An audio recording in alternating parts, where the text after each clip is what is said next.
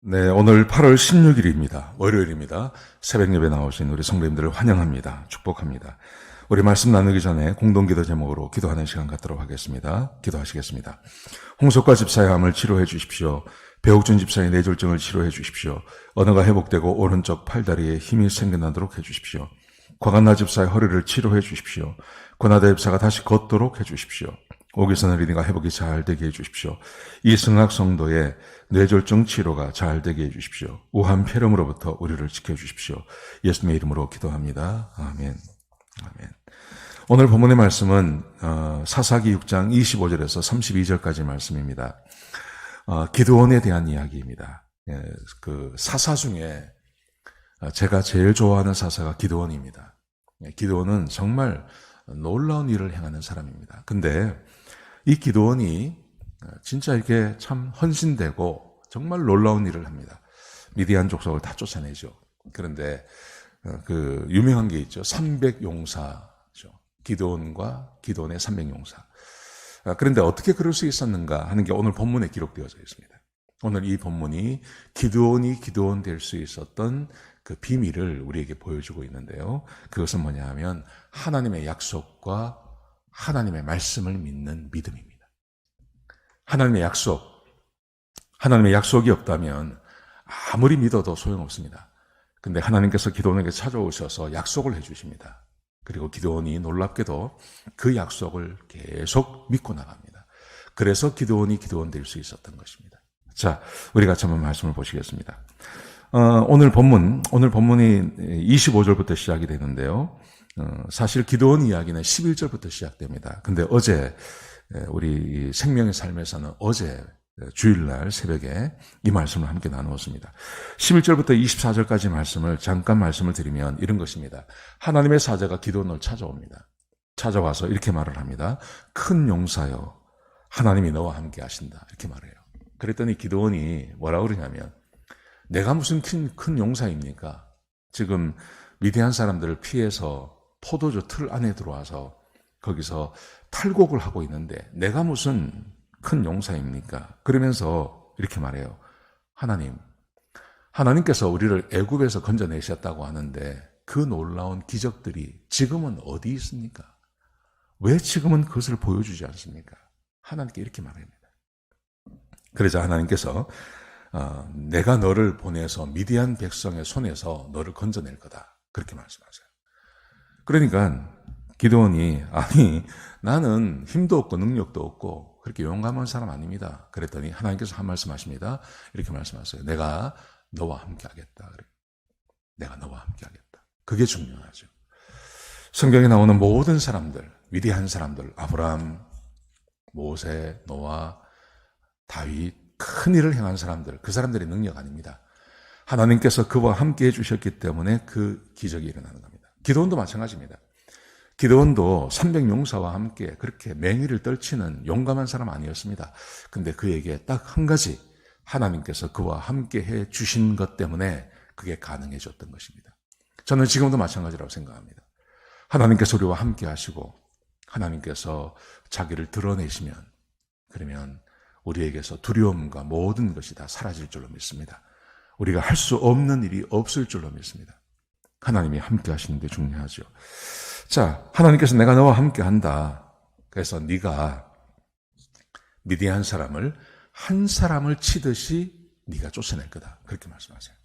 한 사람을 치듯이. 그게 중요합니다. 어떻게 보면 기드온과 300용사라는 말이 있지 않습니까? 300명 가지고 전쟁하지 않습니까? 그런데 그 300명도 사실은 많다는 거예요. 왜냐하면 하나님께서 미디안 사람을 기드온 앞에 한 사람으로 보세요. 한 사람 쫓아냈는데 300명이 뭐 그렇게 필요합니까? 그냥 한 2명 정도 있든지 아니면 기드온 한 사람이면 충분한 거죠. 하나님이 함께 하시면 그런 겁니다. 300명도 많다는 겁니다. 한 사람이면 충분하다는 겁니다. 하나님께서 그렇게 약속하십니다. 미디안 사람을 네가 한 사람을 쫓듯이 쫓게 될 거다. 그렇게 말씀하세요. 자, 그랬더니 기드온이 표징을 보여달라 그래요. 하나님 표징 보여주십시오. 그러니까 보여주겠다 그러시죠. 그래서 기드온이 집에 들어가서 염소 새끼 한 마리를 잡습니다. 그래서 그것으로 고기를 따로 하고 또 한 곳에는 그 국을 만들고 그래서 또 그 무교병을 만들고 그래서 막 쫓아갔습니다.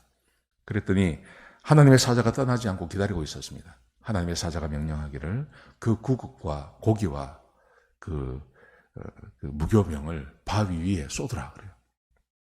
바위에 쏟아 놓으니까 하나님의 사자가 지팡이를 댔습니다. 그랬더니 지팡이를 댔더니 바위 위에서 불이 나는 거예요.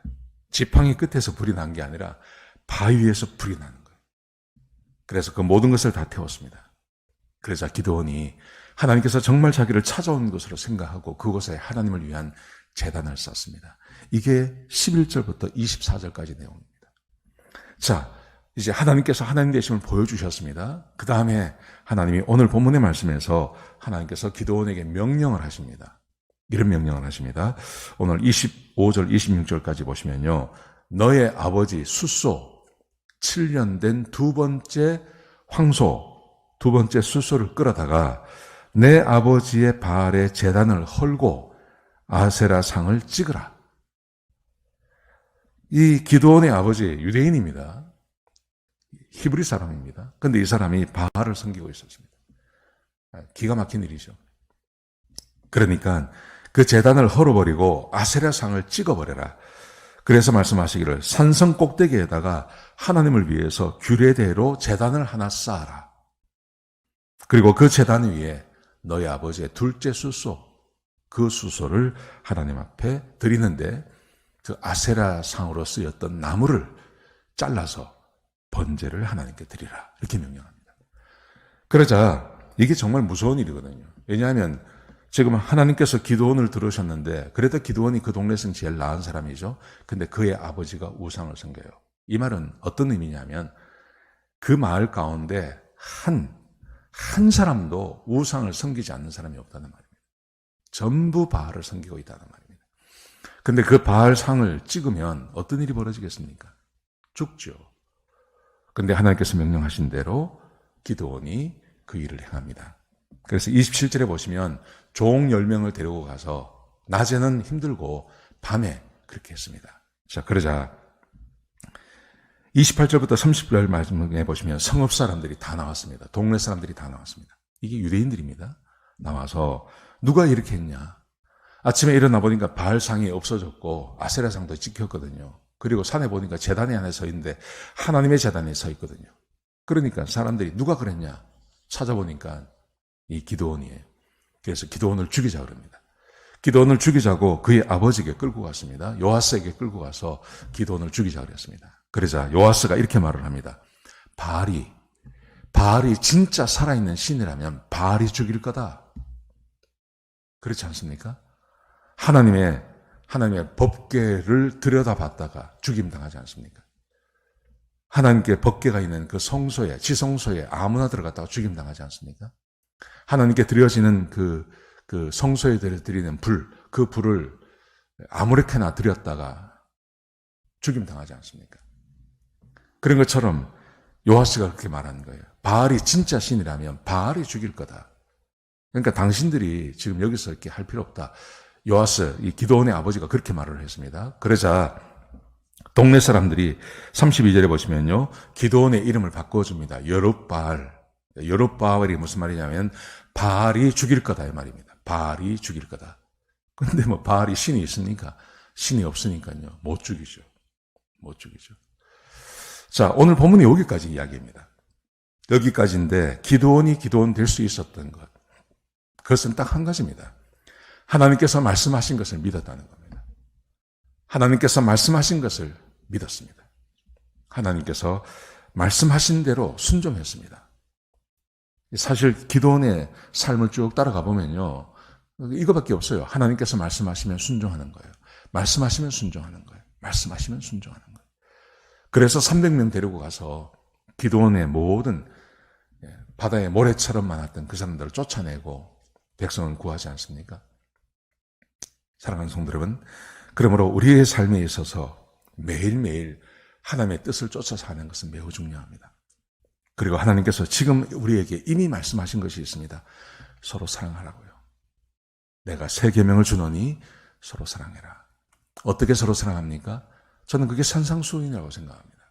상산수훈에 나와 있는 대로 말로 다른 사람 상처 주지 말고, 생각으로도 상처 주지 말고, 하나님 외에 다른 거 섬기지 말고, 악한 자를 대적하지 말고, 원수를 사랑하고, 사람에게 보이려고 기도하지 말고, 사람에게 보이려고 금식하지 말고, 하나님, 돈보다 하나님을 더 섬기고, 비판하지 말고 하는 것.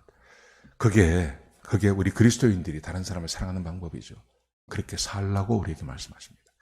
그러면 하나님께서 우리와 함께 하십니다. 기도원이 기도원 될 수 있었던 것, 하나님의 말씀, 약속을 믿고 그 약속대로 순종할 때 그게 기도원이 기도원 될 수 있었던 것입니다. 우리도 마찬가지라고 생각합니다. 우리도 하나님의 말씀에 순종하면 하나님께서 약속대로 역사하십니다. 여러분 이 말씀 꼭 믿으시기 바랍니다. 오늘 하루를 살아가실 때 하나님 약속 믿고 하나님 말씀에 순종하며 하루를 보내시는 저와 여러분 되시기를 주의 이름으로 축복합니다. 기도하시겠습니다. 아버지만 하나님 감사합니다. 귀한 말씀 주셔서 감사합니다. 기도원이 하나님의 말씀에 순종하고 하나님을 경험하며 하나님의 사람이 되었듯이 우리들도 하나님 말씀에 순종하고 하나님을 경험하고 하나님의 사람들이 되도록 축복하여 주옵소서. 주님 감사합니다. 예수님의 귀하신 이름으로 기도드렸습니다. 아멘.